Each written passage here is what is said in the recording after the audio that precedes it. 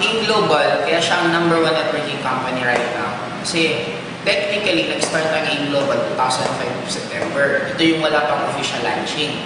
Ito naman yung taon na lahat ng halos networking companies nagsara. In short, ito yung pinaka-downfall ng networking industry. Na ang nangyari, habang nag-start ang in-global, since wala masyadong kalaban, nakabuelo.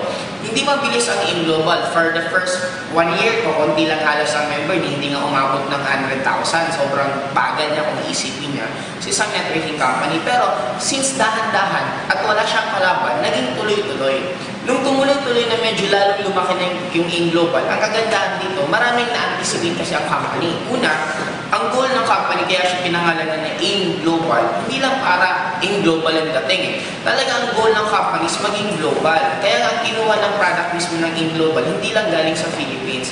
Hindi sa dinidegrade ko yung produkto ng Philippines. Kaya lang, magiging dilemma kasi pag ang product natin galing mismo sa Philippines, ang magiging dilemma nyo, automatic, pag ibibenta mo, halimbawa, ibibenta mo sa first world country, yung Amerikano, ibibenta mo ng produkto, tatanungin ka saan galing, sasabihin ng Philippines, parang magiging dating, ano yun?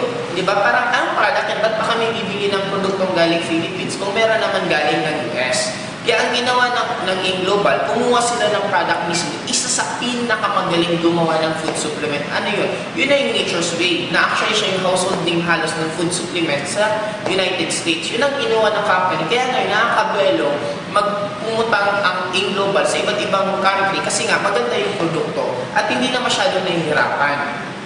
Maliban sa product, yung mga may-ari.